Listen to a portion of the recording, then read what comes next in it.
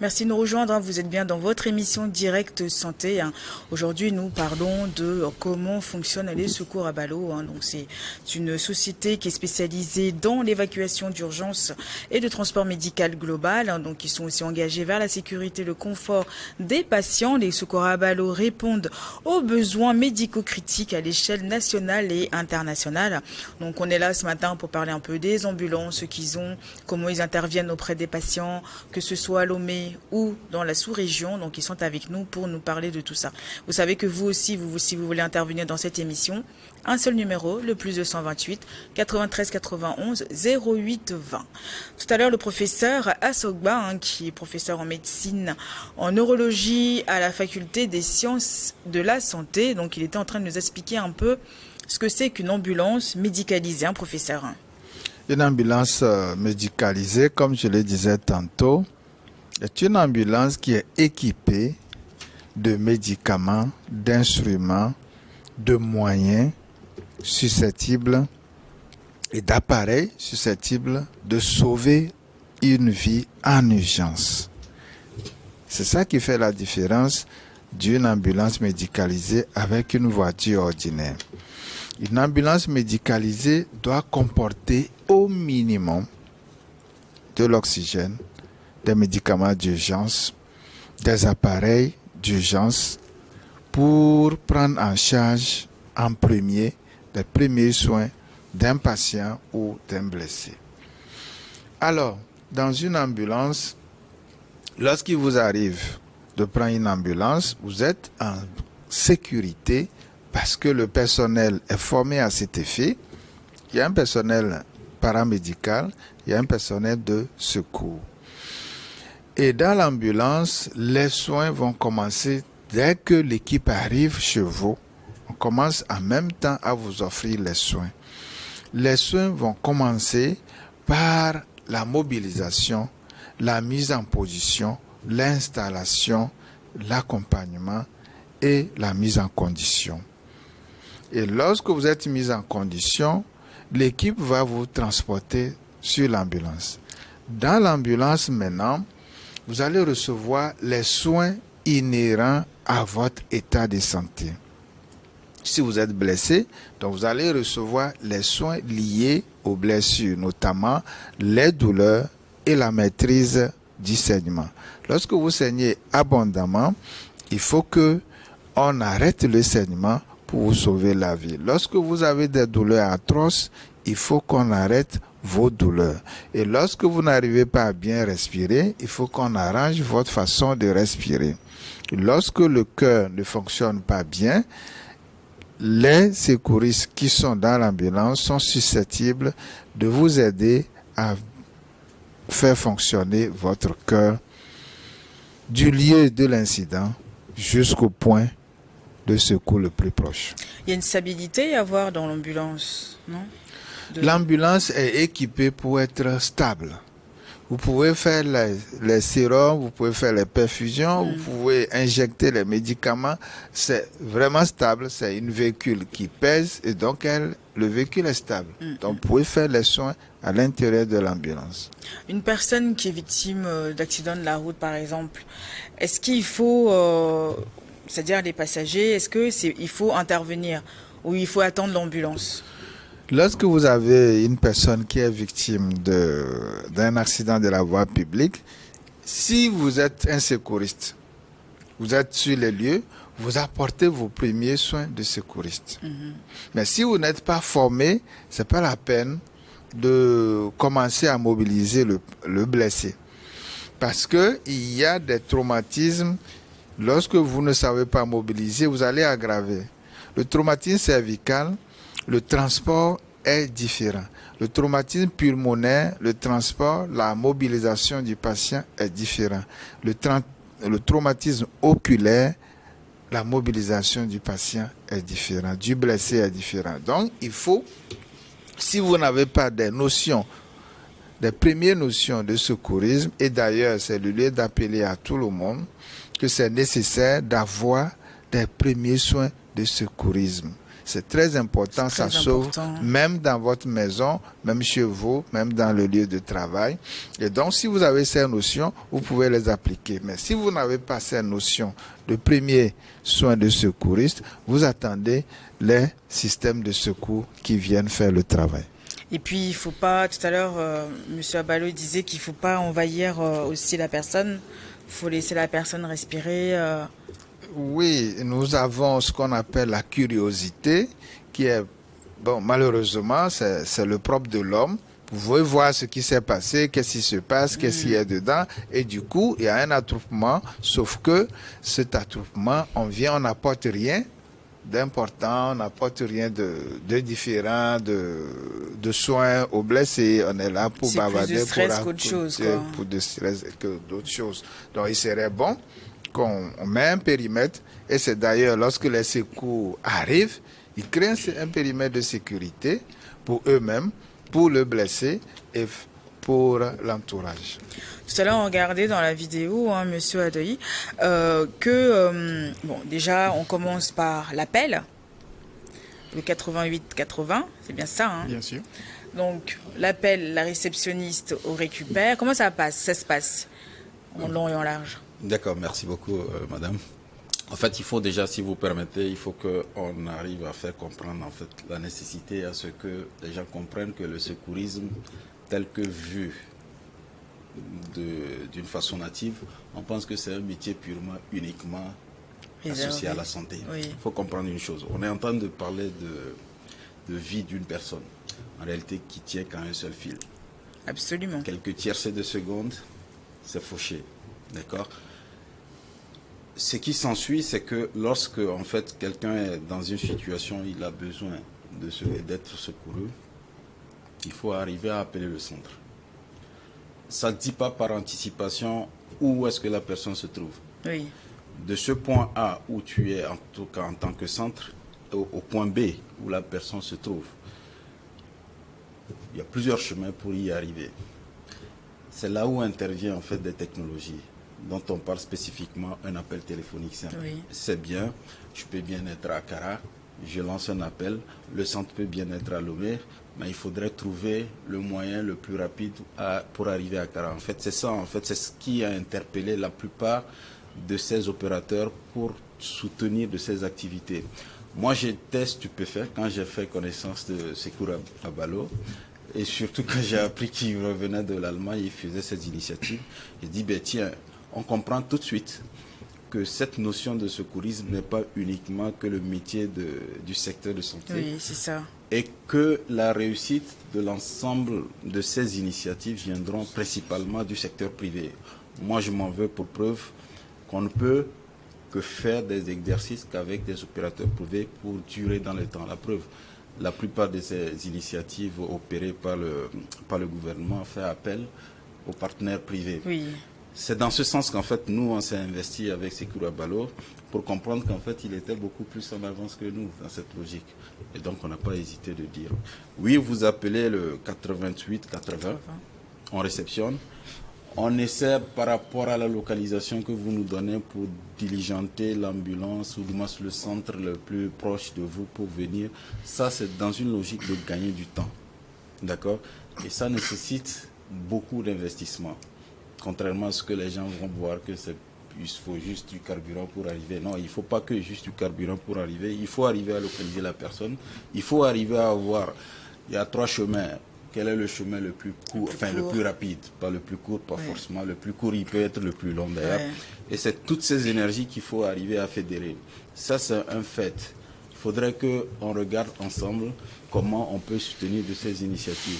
Dans tout le mai, je ne sais pas si on a plus que 10 ambulances, mais quand j'ai lu le cahier de charge associé au projet de Secours Abalo, on a la capacité d'en avoir une centaine.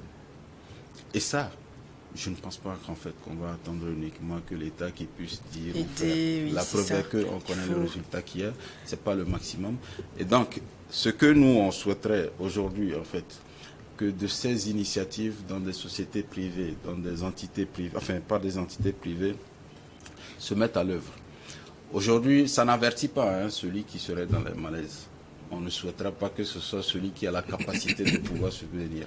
Mais comprenez une chose, le fait que vous ayez un employé, je prends un exemple pour que les gens puissent se faire des idées, un machiniste ou un surveillant d'un réseau de télécommunications qui fait des malaises, une personne sur laquelle vous avez investi des millions, pour ne pas dire des milliards, pour former, d'accord, qui se retrouve dans l'incapacité de pouvoir continuer son activité parce qu'il vient de faire des malaises. Vous savez, en fait, ce que vous aurez pu faire à petit coup, bien sûr, vous allez accepter de faire finalement à charge levée. Et c'est ce qu'on dit très souvent. On a la possibilité, juste à une graine, tu laisses au sous-sol et demain, ça prend. C'est des centaines de graines que tu récupères. Non, mais oui, c'est bon. Après, le processus est là, hein, et puis la réalité aussi, la réalité l'accompagne. Donc, il faut développer plus d'ambulances, trouver vraiment des coins stratégiques pour pouvoir aussi venir en aide à plusieurs personnes. C'est payant? Pour l'appel téléphonique, l'évacuation. D'abord, l'appel téléphonique est gratuit pour tout le monde. Gratuit, oui. Puisque c'est un numéro vert que nous avons pris au niveau de l'État pour rendre la vie facile à la population. Ouais. C'est pour cela que c'est gratuit. Et effectivement, nous avons en principe un grille tarifaire pour Grand Lomé. Mais que nous n'arrivons pas à respecter parce que vu le coût de vie de la population, il se fait que nous arrivons et il n'y a pas de moyens. Il n'y a pas de moyens, mais on se focalise pas sur l'argent parce que nous sommes appelés d'abord à sauver la vie d'une personne. Oui. Parce qu'il peut m'arriver, il peut vous arriver, il peut arriver à tout le monde. Et en ce moment, on n'a pas l'idée de gagner du pain. C'est la même chose que nos partenaires qui sont sur le terrain avant nous. Par exemple, si nous sommes vraiment occupés et qu'il y a un appel qui est rentré, nous n'allons pas dire que nous sommes en évacuation, donc il va falloir nous attendre terminer cette mission avant de revenir vers vous. Oui. Non, nous avons fait appel à ceux qui sont sur le terrain, que nous connaissons et que nous savons qu'ils sont aussi compétents. Nous allons transférer vos appels vers eux, à ce qu'ils puissent venir vous secourir. Rapidement. Donc, rapidement. Oui. Parce que la vie de la personne est en jeu. Donc, dans ce sens, pour dire la vérité, nous avons un grille tarifaire que nous n'arrivons pas à respecter vu le coût de vie de la population. Si vous permettez, en fait, cette notion de c'est gratuit, c'est payant, c'est relatif, en réalité. Quand vous allez je pose la question pour que les gens puissent savoir, parce que souvent, exactement. Ce qui freine... Je voulais en venir à quelque chose. Aujourd'hui, en fait, quand vous prenez un Togolais lambda au bord de la route, vous allez dire, écoutez, il faudrait que vous souscrivez à un service comme ça parce qu'on ne sait jamais ce qui peut arriver à tout moment. Et il faudrait que vous payez 20 000. Elle peut vous répondre facilement que ça fait beaucoup. D'accord? Mais au même moment, c'est vraiment rien pour une structure qui prend en charge, en fait, en disant que voici, en fait, je souhaiterais que vous postez, vous créez un centre, vous mettez une ambulance à un point stratégique X, dont je payerai 2 millions, par exemple. D'accord? Pour celui qui va être dans la situation dont on viendra pour secourir, si on me demande ça va coûter combien, ça fait 0. Oui. Il n'aurait rien payé. Celui qui a payé, fait appel au service de secours à Balo pour qu'on poste, comment l'appelle-t-on, l'ambulance à un point X spécifique, venait de sauver une vie. Et ça n'a pas de coût à évaluer en termes d'apport. Ce qu'on a fait, c'est en fait ce qu'on cherche à faire comprendre à la population. Effectivement, c'est dans ce sens que je voulais intervenir. Monsieur Adoyi en a parlé. L'argent, il faut de l'argent. La société doit travailler, doit fonctionner. Mais la première chose, c'est le secours de la personne. C'est la vie de la personne. C'est les moyens de la personne. Vous avez un employé ou un directeur qui va avoir un malaise. S'il a un malaise, il faut, dans l'urgence, qu'on le sauve.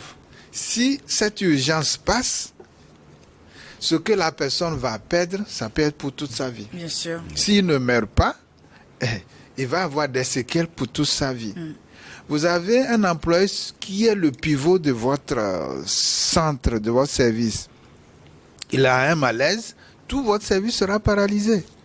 Et donc, s'il faut attendre que la personne se débrouille pour aller à l'hôpital, il va avoir des séquelles, il faut que vous cherchiez un autre pour recruter, pour servir à ce que vous voulez faire. Donc, du coup, l'apport, la contribution, lorsqu'on vous apporte le service, on vous apporte le service, oui. On vous fait le service, on vous amène presque l'hôpital chez vous. Je pense que c'est très salutaire. Bien sûr. C'est vraiment apprécié. Il faut adhérer. Il faut féliciter les gens qui ont cette idée-là, qui veulent apporter leur contribution à l'État, surtout à l'heure où nous sommes à l'assurance maladie universelle, où tout le monde, l'État permet à tout le monde d'avoir l'accès aux soins. C'est une contribution énorme pour que depuis chez vous, lorsque vous avez un malade, on commence par vous prendre en charge, on commence par vous soigner avant d'arriver dans un centre le plus proche. Le plus proche, donc c'est vraiment salutaire. Ouais, mais en tout cas, bravo à ce que vous faites. Et il faut que les gens comprennent que l'urgence, c'est de se soigner. C'est ça aussi qui est plus important. On n'a plus beaucoup de temps, hein, Monsieur Abalo. Quel conseil donnerez-vous à la population? Et voilà, par rapport à tout ce qu'on s'est dit là. Pour conseil, d'abord, je dirais, j'appelle d'abord à la conscience de nos assureurs ici au Togo. Parce que dans la logique des choses, je m'excuse de le dire, mais nous n'avons pas une assurance complète chez nous ici au Togo. Parce que si nous voulons mettre le Togo à voie de développement. Et si nous voulons mettre le Togo à un niveau qu'il faut comparablement aux pays européens, parce que la fois passée, je m'excuse de le dire, mais j'ai pris l'avion, j'avais vu un petit film sur le Togo dans l'avion. C'était la première fois. C'était la première fois. Je me suis dit, mais c'est waouh. Hein? C'est du jamais vu. C'est la première fois que c'est du jamais vu. J'aimerais d'abord réveiller la conscience de nos assureurs, c'est-à-dire que l'assurance que nous avons présentement, c'est une assurance incomplète. Parce que l'assurance prend effet lorsque nous arrivons chez le médecin. Oui. Mais le temps de la maison, ou bien le temps d'évacuation de la maison, ou bien d'un lieu d'accident, vers le centre de santé, c'est le point culminant. C'est ça qui, je dirais, mais c'est la garantie de survie de l'accidenté. Alors que cela n'est pas inclus dans l'assurance. Et c'est pour cela que j'aimerais demander aux assureurs de s'approcher de nous. Hein? Notre numéro, c'est le 8880, un appel gratuit. Oui. Nous avons des propositions à leur faire pour que leurs assurés puissent bénéficier de nos services, je dirais même gratuits, oui. À partir de leur maison jusqu'au leur centre de prise en charge. Et je remercie aussi en passant l'assurance Citoyenne Vie qui nous a fait confiance. Depuis la semaine passée, nous avons eu un accord de partenariat, ce qui veut dire que leurs assurés du plus bas jusqu'au plus haut sont assurés, je dirais, à partir de la semaine prochaine. Nous pouvons les évacuer de façon gratuite à partir de leur lieu de domicile jusqu'au leur centre de santé. D'accord. Merci beaucoup, Monsieur Abalo. Je rappelle que vous êtes infirmier d'État à Cologne en Allemagne. Merci, professeur Assogba, professeur en médecine, en neurologie à la faculté des sciences de la santé. Et puis, Monsieur Adoyi, vous êtes conseiller des secours Abalo. Grand merci à vous tous d'être venus ce matin. On dit bon vent au secours Abalo. Et puis, grand merci aussi à notre partenaire Voltic. Merci à Foufou et Messi à la régie. Et puis, on se retrouve demain. Merci à vous tous. À demain. Merci.